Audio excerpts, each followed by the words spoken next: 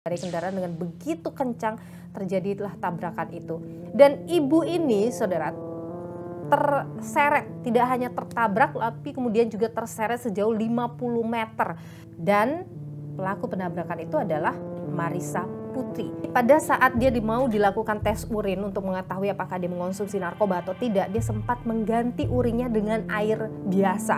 Di Inggris itu, kendaraan kondisi mabuk di atas batas legal itu atau tidak sehat karena mabuk itu bisa kena penjara 3 bulan dan dendanya itu 2.500 pound sterling. Kalau di Indonesia apa hukumannya? Viral. Marissa Putri namanya lagi ramai diperbincangkan di media sosial karena terjadi kecelakaan lalu lintas yang menyebabkan seorang ibu rumah tangga meninggal dunia pada hari Sabtu yang lalu. Dan pelaku penabrakan itu adalah Marissa Putri. Siapa sih Marissa Putri ini? Dia adalah seorang mahasiswi berusia 21 tahun yang pada hari kejadian ia baru saja habis menikmati hiburan bersama dengan kawan-kawannya di sebuah tempat hiburan malam. Ketahui ternyata dia tidak hanya mabuk karena alkohol, tapi juga mengonsumsi narkoba. Kita ulas lebih jauh di Niluh Podcast.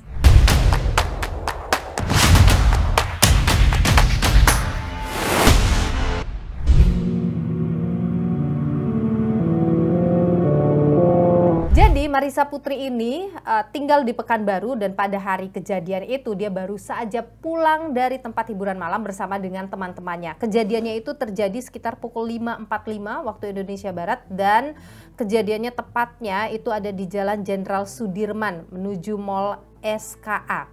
Nah, tepat di depan sebuah penginapan di Jalan Tuanku Tambusi, dia menabrak seorang ibu rumah tangga yang berusia 46 tahun dan sedang mengendarai sepeda motor. Saya melihat video terekam CCTV gitu pada saat detik-detik kecelakaan itu terjadi.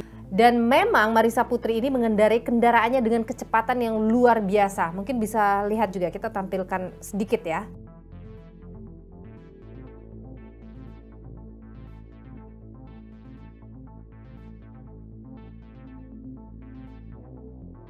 Ini dia bagaimana Marissa Putri mengendarai kendaraan dengan begitu kencang terjadilah tabrakan itu. Dan ibu ini, saudara, terseret, tidak hanya tertabrak tapi kemudian juga terseret sejauh 50 meter. Dan sang ibu meninggal dunia di tempat kejadian. Pada saat itu Marissa sempat kabur, jadi sempat lari dulu. Tapi kemudian ketika ramai warga menolong dan mengevakuasi si ibu, si Marissa ini kemudian kembali.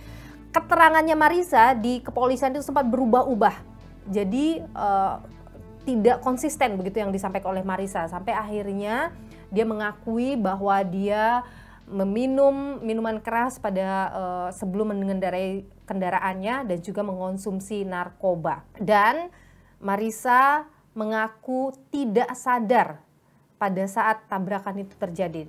Dia mengaku syok, dia mengaku bingung, dan dia tidak menyadari bahwa ada ibu rumah tangga yang terseret dengan kendaraannya sejauh 50 meter. Dan menariknya lagi, pada saat dia mau dilakukan tes urin untuk mengetahui apakah dia mengonsumsi narkoba atau tidak, dia sempat mengganti urinnya dengan air biasa untuk menghindari tes tadi. Tapi kemudian petugas kepolisian ini merasa curiga, akhirnya diminta untuk melakukan tes urin ulang dan disitulah diketahui bahwa dia positif narkoba. Dan akhirnya dia mengaku bahwa memang dia mengonsumsi narkoba. 3 orang kawannya yang dia temani pada saat menikmati hiburan malam itu kemudian akhirnya berhasil ditangkap polisi dan mengakui bahwa memang pada hari itu dia mengonsumsi narkoba sebelum berkendara pulang. Marissa Putri ini diketahui ternyata bukan pertama kali bermasalah dengan kendaraannya. Jadi dia juga ternyata pernah kecelakaan, tapi tidak menabrak orang ya, tapi menabrak tiang bendera di kampusnya. Dan ternyata juga diketahui kalau Marissa Putri ini memang hobi minum minuman beralkohol dan juga mengonsumsi narkoba. Itu ia mengakuinya sendiri. Marissa Putri ini, netizen ini memang luar biasa ya, mencari tahu siapa sih Marissa Putri ini, dan ternyata diketahui yang ramai juga diperbincangkan adalah bahwa Marissa Putri ini dengan segala fasilitas dan hidup hedonnya itu ternyata adalah putri seorang petani. Tapi ya petani apa dulu belum tahu sih lebih jauhnya seperti apa ya. Dan juga ternyata keluarga dari Marissa Putri, dalam hal ini ibunya, itu sempat datang ke rumah korban, menemui keluarganya untuk menyampaikan permintaan maaf pada keluarga korban ini dan juga meminta agar kasus ini diselesaikan secara damai. Tapi keluarga dari pihak korban ini menolak. Proses hukum terhadap Marissa Putri terus berjalan di kepolisian. Marissa Putri dikenakan dengan 2 pasal, yaitu 310 dan 311 Undang-Undang Nomor 22 Tahun 2009 tentang LLAJ, di mana ancaman hukumannya adalah 12 tahun penjara. Dendanya kalau kita lihat di pasal 5 itu adalah harusnya 24 juta rupiah. Tapi tentu akan kita lihat ya bagaimana proses hukumnya ini, kita harus kawal bersama. Jangan sampai ada pemotongan-pemotongan. Karena sekali lagi ini harus menjadi efek jera baik bagi Marissa, baik juga bagi kita semua.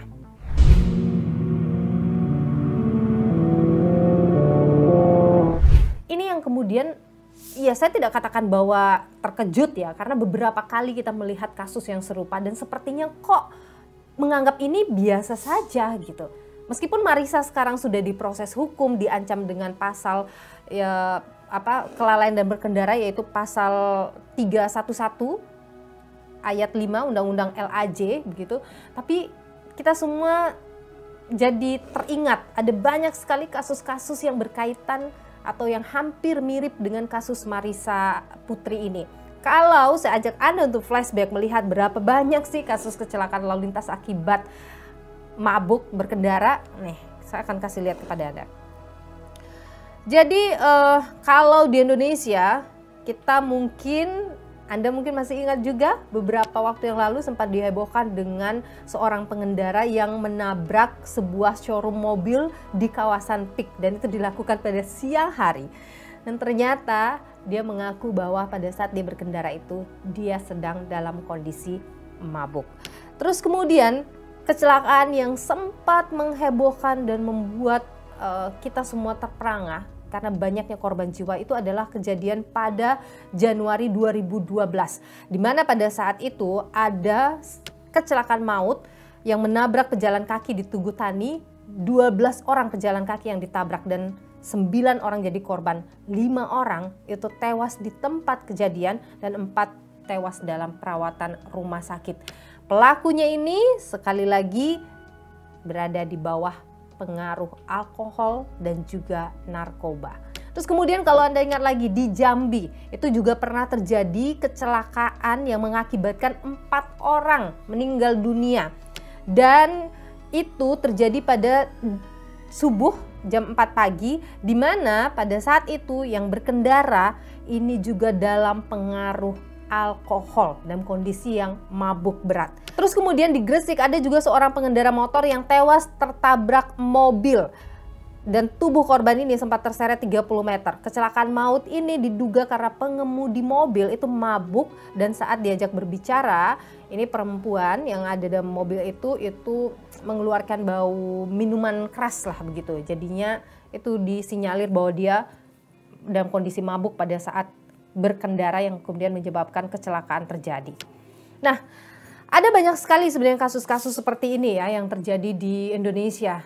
Tapi kalau kita membuka daftar terkait dengan kecelakaan lalu lintas yang terjadi itu memang tidak ada spesifik ya digambarkan bahwa kecelakaan lalu lintas yang terjadi sekian banyak nih karena kecelakaan akibat mengonsumsi minuman keras, sekian banyak karena mengantuk, sekian banyak karena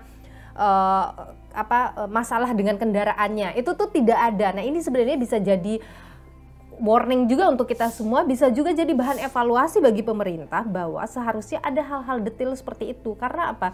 Ketika ada detail seperti itu yang menunjukkan oke, sekian banyak orang kecelakaan dan kemudian mengakibatkan meninggal dunia karena minuman keras, ini kan bisa jadi aware buat masyarakat bahwa memang berkendara dengan kondisi mabuk atau mengonsumsi narkoba itu sangat membahayakan, tidak hanya diri kita sendiri tapi juga membahayakan bagi orang lain.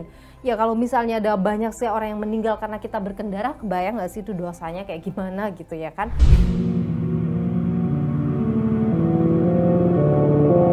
Kalau Kalau kita bicara dari sisi aturan terkait dengan berkendara dalam kondisi mabuk, itu memang tidak diatur dengan jelas ya dalam aturan ataupun undang-undang LLAJ. Yang diatur di situ adalah berkendara lalai dan mengakibatkan kecelakaan lalu lintas di pasal 310. Tapi kalau di pasal 311 itu memang diatur terkait dengan ancaman hukuman dan juga dendanya. Ada 5 poin di situ. Yang pertama atau paling rendah hukumannya adalah 1 tahun dengan denda paling banyak 3 juta. Itu kalau kemudian membahayakan bagi nyawa orang lain. Kemudian yang berikutnya yaitu denda 4 juta rupiah dengan hukuman pidana penjara paling lama 2 tahun, dan kemudian ada yang 8 juta dengan penjara paling lama 4 tahun, dan kemudian ada yang 20 juta dengan penjara paling lama 10 tahun kalau menimbulkan korban luka berat. Dan kemudian yang paling tinggi hukumannya adalah 12 tahun penjara dengan denda paling banyak adalah 24 juta rupiah kalau si korban itu meninggal dunia. Tapi ini dia nih, tidak ada aturan yang jelas, tidak ada ancaman hukuman kalau misalnya kamu berkendara dalam kondisi mabuk atau mengonsumsi narkoba. Itu tidak ada aturan yang jelas. Berbeda ya misalnya dengan negara-negara yang lain. Kalau misalnya di Amerika Serikat itu diatur di situ. Berkendara atau mengemudi dalam keadaan mabuk di Amerika Serikat itu bisa dikenai sanksi dengan hukumannya atau dendanya itu sampai 2.500 USD dan penjaranya itu 1 tahun. Itu juga ada penangguhan terhadap SIM-nya atau lisensi mengemudi gitu. Nah, kalau misalnya ada hukuman yang jelas, mau bikin kecelakaan, mau nggak kecelakaan, tapi kalau ketahuan berkendara dalam kondisi mabuk, itu sudah langsung dikenakan denda. Kalau misalnya kita melihat lagi negara yang ada di Eropa, Inggris. Di Inggris itu ada aturannya ya, batas alkohol legal di Inggris. Jadi kalau misalnya kita melewati batas itu, kalau misalnya kemudian berkendara dalam kondisi mabuk di atas batas legal itu, atau tidak sehat karena mabuk, itu bisa kena penjara 3 bulan dan dendanya itu 2.500 pound sterling. Jadi cukup besar, puluhan juta gitu. Yang juga ramai jadi perbincangan beberapa waktu yang lalu, itu tepatnya di bulan Juni, ini artis Justin Timberlake di New York itu sempat berkendara dalam kondisi mabuk dan kemudian dia ditangkap. Itu videonya sempat ramai ya, karena Justin Timberlake ini seperti berseteru begitu dengan polisi karena dia merasa dirinya itu tidak salah gitu. Tapi pada akhirnya Justin tetap ditangkap dan kemudian diproses, dan SIM-nya atau lisensi berkendaranya itu kemudian ditangguhkan selama 6 bulan. Tapi Justin sampai detik ini merasa bahwa dirinya tidak salah. Yang pernah terjadi juga, ramai juga adalah di Korea Selatan. Itu ada seorang artis namanya Kim Se-ron yang dia waktu itu berkendara dalam keadaan mabuk juga menimbulkan kecelakaan. Dia itu didenda 20 juta won. Dan pada saat itu, pada saat kecelakaan itu sebenarnya tidak ada korban jiwa. Tapi karena dia dalam kondisi mabuk, dia dikenakan denda yang sebesar itu. Kalau di Indonesia, apa hukumannya? Viral. Sudah viral, malah jadi banyak followers di Instagramnya ya. Tapi ini yang harus jadi perhatian kita bersama ya, bahwa berkendara dalam kondisi mabuk itu nggak hanya berbahaya buat diri kita, tapi itu juga berbahaya buat orang lain. Dan sosialisasi terkait dengan tidak boleh berkendara pada saat mengonsumsi alkohol dan sebagainya itu tidak nyampe gitu ke bawah. Tidak ada ancaman hukuman yang jelas kalau misalnya melakukan itu yang kemudian membuat orang jadi ya menggampangkan aja. Ya udah biasa aja gitu. Jadinya nggak kepikiran untuk wah nggak berani nih. Tapi kalau misalnya dikasih sanksi yang jelas, sanksi yang besar begitu, saya yakin itu akan membuat kita semua jadi takut berkendara, karena sekali lagi orang Indonesia itu dikasih hukuman yang berat dulu nih baru takut gitu, nggak peduli perkara nyawa ataupun perkara keselamatan orang lain. Kalau kita berkaca dari kasus yang baru terjadi pada Marissa Putri ini patut untuk kita kawal bersama dan patut juga jadi evaluasi bersama, baik oleh kita sebagai pengendara juga bagi pemerintah untuk mengeluarkan kebijakan aturan yang jelas terkait dengan larangan berkendara dalam kondisi yang tidak sehat, dalam kondisi mabuk ataupun mengonsumsi alkohol. Kayaknya perlu deh dikasih sanksi sosial yang besar juga bagi yang melakukan hal seperti itu. Gimana menurut kamu? Saya Niluh Puspa, sampai jumpa.